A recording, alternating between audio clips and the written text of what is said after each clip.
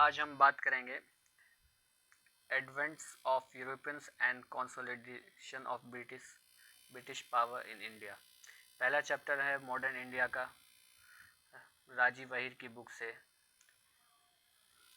और ये चैप्टर हमको बताता है कि किस तरीके से ब्रिटिश पावर जो है इंडिया में आया, और ब्रिटिश पावर जो कि इंडिया में बहुत 1600 सदी में आया था। उससे पहले देखेंगे कि यूरोपियंस जो थे कौन कौन आए इंडिया में और कब तक रहे। तो इसमें जो डील सबसे पहले जो आए थे यूरोपियंस, वो पोर्चुगीज़ थे। पोर्चुगीज़ पोर्चुगीज़ सबसे पहले यूरोपियंस जो थे वो आए थे। पोर्चुगीज़ में कहा जाता है कि 1498 में वास्को डिगामा नाम के एक मैन थे जो कि आए थे इंडिया में 1498 में। इनका पर्पस आने का क्या था? इंडिया की खोज करना। तो वास्को डिगामा सबसे पहले ये क्वेश्चन पूछा जाता है कि सबसे पहले कहाँ आए थे।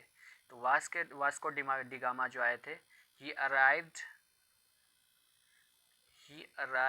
एट कैलिकट एक जगह का नाम है जहाँ पे वेलकम किया गया था। He was welcomed by Zamorin. वहाँ के रूलर थे, किंग थे ज़ेमोरिन जो है स्वागत किया किसका? वास्को डिगामा का ज़ेमोरिन नाम के आदमी थे, उन्होंने स्वागत किया था। तो ये क्वेश्चन आता है कि who welcome Vasco da Gama when he arrived in India. तो ये ज़ेमोरिन थे, ज़ेमोरिन उनका वेलकम किया था। ज़ेमोरिन एक किंग थे और लालची किंग थे। तो उन्होंने सबसे पहले वास्को डिगामा 1498 में इंडिया आए। उसके कुछ दिन के बाद जब यहाँ से वास्को डिगामा बहुत सारी चीज़ लेकर गए, उनको बहुत फ़ायदा हुआ। वहाँ पे मार्केट में जो यहाँ से चीज़ लेकर गए, लगभग उसको बहुत फ़ायदा हुआ। तो देखते हुए फिर वहाँ के दूसरे लोग भी तिजारत के लिए इंडिया आने के लिए सोचने लगे। उसमें एक थे पेड्रो अल्वेरेज कैब्रल नाम के एक व्यक्ति थे। पेड्रो अल्वेरेज कैब्रल ट्रेड करने के लिए इंडिया आए, और इंडिया आने के बाद कैलीकट में 1500 ईस्वी में इन्होंने क्या किया? फैक्ट्री की स्थापना की। क्या नाम था? Pedro Alvares Cabral. ठीक है। तो यहाँ पे जो ये एक और क्वेश्चन पूछता है कि कहाँ कहाँ पोर्चुगीज़ जो है, पोर्चुगीज़ की जो है कहाँ कहाँ फैक्ट्री थी। तो ये कैलीकट में थी, कैलीकट, कैनोर एंड कोचिन। ये मुख्य फैक्ट्री थी, इम्पोर्टेंट फैक्ट्रीज थी पोर्चुगीज़ की इंडिया में। ठीक है। और ये इम्पोर्टेंट ट्रेड फैक्टर था पोर्चुगीज़ का। उसके बाद क्या होता है कि जब पोर्चुगीज़ यहाँ पे वेल एस्टेब्लिश्ड हो जाते हैं, अच्छे से रहने लगते हैं, तो वहाँ के जो ईस्ट इंडिया कंपनी है, कहाँ की? पोर्चुगीज़ की ईस्ट इंडिया कंपनी यहाँ पे जो है 3 साल के लिए, 3 ईयर्स के लिए एक गवर्नर तय करते हैं। तो पोर्चुगीज़ के जो फर्स्ट गवर्नर थे उनका नाम था फ्रांसिस्को डी अल्मेडा। पोर्चुगीज़ के गवर्नर थे फ्रांसिस्को डी अल्मेडा, उनका नाम था। तब ये he was the first Portuguese governor in India for 3 years. तो ये याद रखना है। तो उसका विजन क्या था? फ्रांसिस्को डी अल्मेडा का कुछ इंपॉर्टेंट विजन था। वो एक विजन के तौर पर काम कर रहे थे। उनका विजन ये था, make the Portuguese master of Indian Ocean. Francisco de Almeida का ये कहना था कि अगर इंडिया में वेल एस्टेब्लिश्ड अपना पकड़ बनाना है, तो उसको इंडिया के ओशियन में जो है वो पकड़ बनाना है। वो अगर इंडिया के ओशियन में जितना पकड़ बनेगा उतनी ही पावर पोर्चुगीज़ की बढ़ेगी। और पोर्चुगीज़ का मोस्ट इम्पोर्टेंट थिंग दूसरा ये था कि ये ब्लू वाटर पॉलिसी लेकर आए थे। तो ब्लू वाटर पॉलिसी मुख्य क्या था? यही कि ओशियन में पोर्चुगीज़ का पालन हो, इसी को बोलते हैं ब्लू वाटर पॉलिसी। और इसका दूसरा नाम भी है कार्टाजे सिस्टम। ब्लू वाटर पॉलिसी है और कार्टेज सिस्टम। तो ये क्वेश्चन आता है कि हु ब्लू वाटर पॉलिसी किसके द्वारा किया गया? तो फ्रांसिस्को डी अल्मेडा जो फर्स्ट गवर्नर थे, कहाँ के? पोर्चुगीज़ के, उनके द्वारा। उसके बाद दूसरे जो बनाए गए फ्रांसिस्को डी अल्मेडा के बाद वो थे अल्फेंसो अल्बुकरे।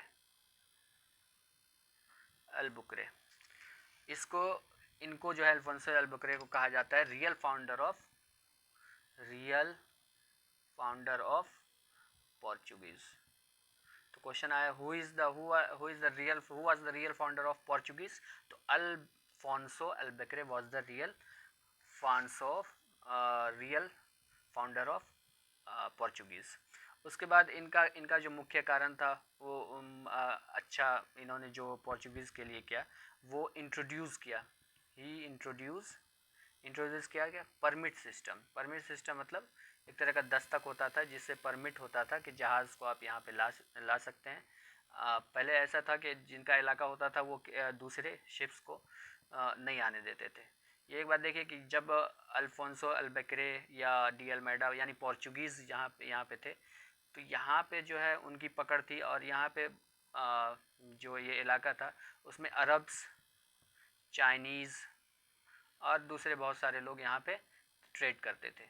तो उनको यहाँ पे जब इनकी पकड़ बन गई तो ट्रेड के लिए यहाँ पे इजाज़त नहीं देते अल्फोंसो डी अल्बुकरे। अल्फोंसो का दूसरा काम ये भी था कि ये इस्लाम से बहुत दुश्मनी करते थे, मुसलमान से बहुत दुश्मनी करते थे और इनकी जो है इनका ये काम था कि क्रिश्चियंस की तरफ कन्वर्ट कराना, मुख्य कारण इनका ये भी था।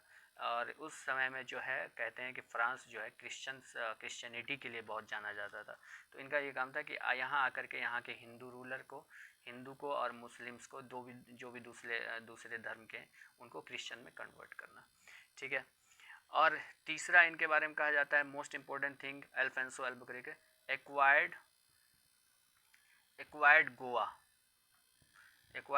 गोवा याद रखिएगा फ्रॉम सुल्तान ऑफ बीजापुर के सुल्तान से इन्होंने क्या किया था? गोवा को एक्वायर किया था। ये पूछता है कब किया था? तो 1510 ईस्वी में क्या किया था? Acquired Goa from Sultan of Bijapur. अब कब किया था? तो 1510 ईस्वी में। किसने किया था? Alfonso Albuquerque. न हो गया। इसका एक और काम था इंट्रोड्यूस न्यू क्रॉप्स। वो introduce new crops Alfonso Albuquerque second governor of Portuguese introduce हमारे यहाँ इंडिया में जो है इंट्रोड्यूस न्यू क्रॉप्स। तो ये पोर्चुगीज ही पहले थे जो इंडिया में न्यू क्रॉप्स लेकर आए थे। जैसे न्यू क्रॉप्स में क्या क्या था? टोबैको, जो आज टोबैको हम खाते हैं, कैशियो नट, स्पाइसेस, ये सारी चीज़ पोर्चुगीज़ की दी हुई है और अल्फोंसो जो है इनके इंट्रोड्यूस किया था इन्होंने। तो ये हो गया अल्फोंसो। तीसरे जो थे गवर्नर बनाया गया तीसरा, वो नीनो डे सिन्हा को। Nino day Sinha third governor of Portuguese ये थे। इन्होंने काम किया था, इन्होंने बस इसका मोस्ट इम्पोर्टेंट एक वर्क था ये था कि shifted headquarter from Cochin to Goa. ठीक है, इनका मोस्ट इम्पोर्टेंट काम ये था। ठीक है, ये हो गया। उसके बाद 1961 में क्या हुआ था? Government of India recap Goa. देखिए पोर्चुगीज़ जो थे ब्रिटिश पावर में, यूरोपियंस में सबसे पहले इंडिया जो आए थे वो पोर्चुगीज़ आए थे, ये याद रखना है। और सबसे लास्ट में जो इंडिया छोड़कर गए थे 1961 में भी इंडिया छोड़ गए वो पोर्चुगीज़ थे। ये क्वेश्चन अगर पूछे कि सबसे लास्ट में कौन से यूरोपियंस इंडिया छोड़ कर गए तो वो पोर्चुगीज़ थे। सबसे पहले आए कौन? वो भी पोर्चुगीज़ थे। ये कब छोड़ कर गए? 1961 में ये छोड़ कर गए इंडिया को। ये हो गया, ये क्वेश्चन पूछा जाता है 1961 में। उसके बाद जो है government of India recap Goa. Goa उन्होंने कहाँ से, दमन, डीव एंड फ्रॉम देम 1961 में। ये पोर्चुगीज़ के बारे में था। और दूसरे जो यूरोपियंस आए थे, यूरोपियंस पोर्चुगीज़ के बाद, वो उनका वो थे डच, डच जिसको हम डैनिश कहते हैं, डैनिश। ठीक है, तो ये कौन थे, हॉटमैन, HOUT, हॉट मैन, हॉटमैन सुमित्रा नाम के व्यक्ति थे। कब, 1596 में आए थे यहाँ पे इंडिया में। ठीक है, ये डच थे। इनकी फर्स्ट फैक्ट्री जो थी कहाँ थी, first factory of Dutch at Masulipatnam. First factory Dutch की कहाँ थी, मसूलीपट्टनम। कब, 1605 में। ठीक है, 1596 में आए, 1605 में इन्होंने फर्स्ट फैक्ट्री एस्टेब्लिश की, कहाँ, मसूलीपट्टनम में। कौन, डच। ठीक है, नंगना पट्टनम नियर मद्रास, मद्रास के पास नंगना पट्टनम मद्रास में है, वहाँ पे उन्होंने फैक्ट्री एस्टेब्लिश की। Due fact, Coromandel coast, Gujarat, UP, Bengal and Bihar. देखिए BPSC के लिए हम पढ़ रहे हैं तो ये याद रखना है कि बिहार में भी डच की फैक्ट्री थी। ठीक है, सूरत, कासिम बाज़ार 1609 में, पुलिकट मद्रास में, और सूरत में 1616 में, याद रखना है। ठीक है, और इनका काम क्या था, ये अपने बिहार से जो है क्या ले गए थे, ये साल्ट पीटर बिहार में बहुत होता था, तो ये बिहार से साल्ट पीटर ले जाते, कौन, डच। और ओपियम और राइस ले जाते थे, कहाँ से, ग्रीन वैली से। ठीक है, textile and silk from Ganga valley, textile ले जाते थे, and silk from Ganga valley. ठीक है, ये हो गया डच के बारे में। डच के बारे में ज़्यादा नहीं है, डच बस एक बार फिर से देख ले। डच जो है कब आए थे इंडिया, 1596 में। क्या नाम था उनका, पहले डच जो आए थे, हॉटमैन सुमित्रा। कहाँ आए थे, फर्स्ट फैक्ट्री है डच, मसूलीपट्टनम में उन्होंने किया, कब, 1605 में। बिहार में भी इनकी फैक्ट्री थी डच की। ठीक है, और डच क्या लेकर आए थे, साल्ट पीटर बिहार में, opium and rice green valley से, textile and silk from Ganga valley. ठीक है, उसके बाद जो डच के बाद जो थर्ड आए थे वो थे इंग्लिशमैन, जिसको हम कहते हैं English people were the third in Europeans who came in India when 1600 में इंडिया आए। ठीक है, ये कैसे आए, वहाँ की क्वीन जो थी, क्वीन एलिजाबेथ, उन्होंने परमिशन दिया, किनको, EIC, ईस्ट इंडिया कंपनी को, कि आप जा कर के इंडिया में 15 साल के लिए मोनोपोली ट्रेड करें। मोनोपोली ट्रेड कर सकते हैं। मोनोपोली ट्रेड वो होता है जिसमें एक ही तरफ से ट्रेड की जाए, डुओपोली वो होता है दोनों तरफ से ट्रेड किया जाए। तो मोनोपोली ट्रेड के लिए किसने दिया, क्वीन एलिजाबेथ ने दिया, क्वीन एलिजाबेथ फर्स्ट ने EIC ईस्ट इंडिया कंपनी को दिया। ठीक है, कि आप इंडिया में, तो सबसे पहले जो अप्रैल में 1609 में कैप्टन का नाम था, कैप्टन विलियम हॉकिंस, अराइव्ड, कहाँ आए थे, eight court of Jahangir. Captain William Hawkins जो थे वो अराइव हुए कहाँ पे, कोर्ट ऑफ जहांगीर। कब हुए, 1609 में। ठीक है, और ये क्वेश्चन आता है कि who arrived at the court of Jahangir for the permission of trade in India. तो अप्रैल 1609 captain William Hawkins arrived at the court of Jahangir. ठीक है, अच्छा, इनकी फैक्ट्री कहाँ कहाँ थी, फैक्ट्री ऑफ ब्रिटिश में कहाँ कहाँ थी, 1611 में मसूलीपट्टनम, इम्पोर्टेंट पूछा जाता है फैक्ट्री कहाँ इस्टेब्लिश किया ब्रिटिश ने, कहाँ नहीं किया। तो 1616 में साउथ में। ठीक है, 1613 में सूरत में, ठीक है। और 1613 में ही इनकी परमानेंट फैक्ट्री हो गई, ठीक है। 1611 में फैक्ट्री तो इस्टेब्लिश किया मसूलीपट्टनम में, ये परमानेंट फैक्ट्री नहीं थी। जब इनको परमानेंट फैक्ट्री जहाँ इस्टेब्लिश करने का मिला वो सूरत में मिला 1613 में। तो ये एक 1613 को एक तरह से मान सकते हैं कि well establish factory British establish at Surat में 1613 में, ठीक है। Shah Shuja a governor of Bengal in 1651 allowed the English to trade in Bengal। तो ये याद रखना है कि शाह सूजा जो थे उन्होंने अलाउ किया अंग्रेज़ को, शाह सूजा अलाउ ब्रिटिशर्स, किनको, ब्रिटिशर्स को, to trade in India.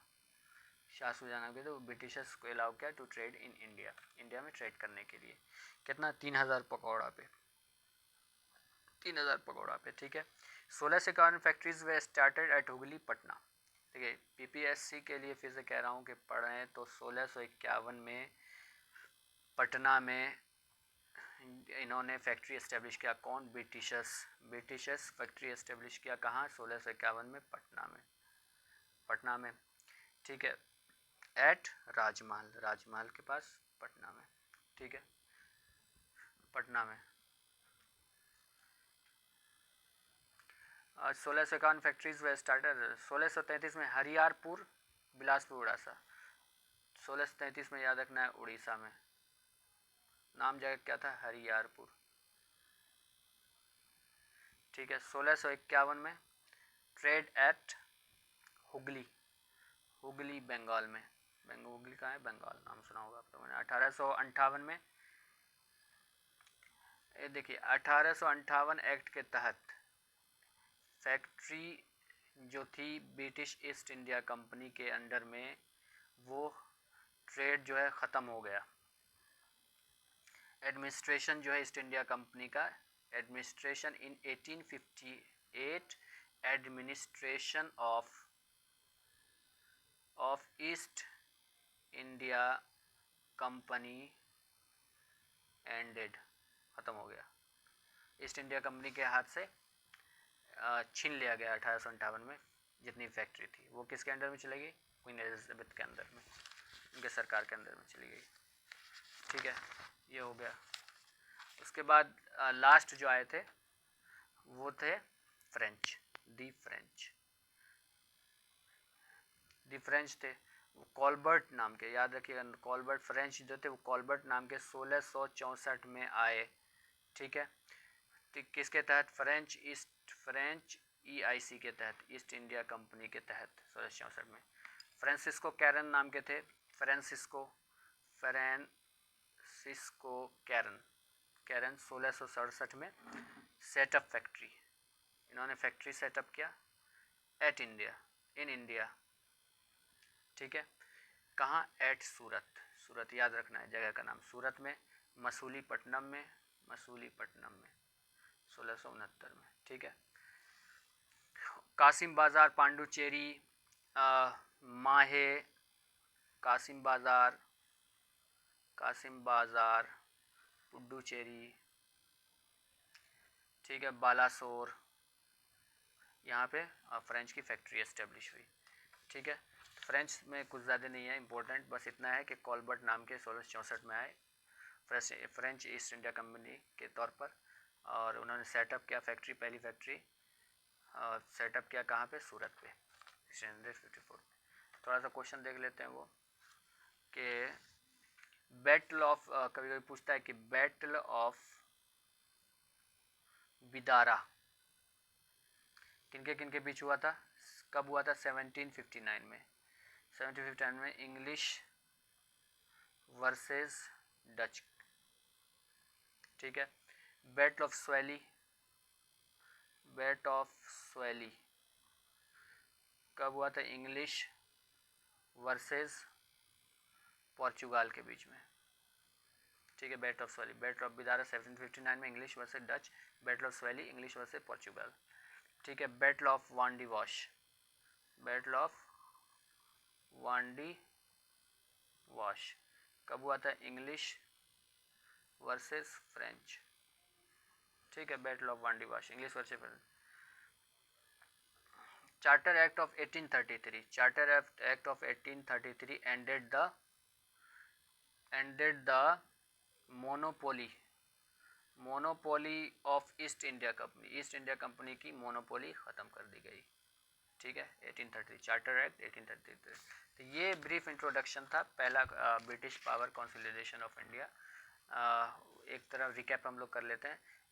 The first Europeans Portuguese were to come in India in 1498. He was Vasco da Gama, and Vasco da Gama after 1498 in 1502 he came after 1498 twice. Okay, the second name Pedro Alvarez Elber, who came in India at Calicut.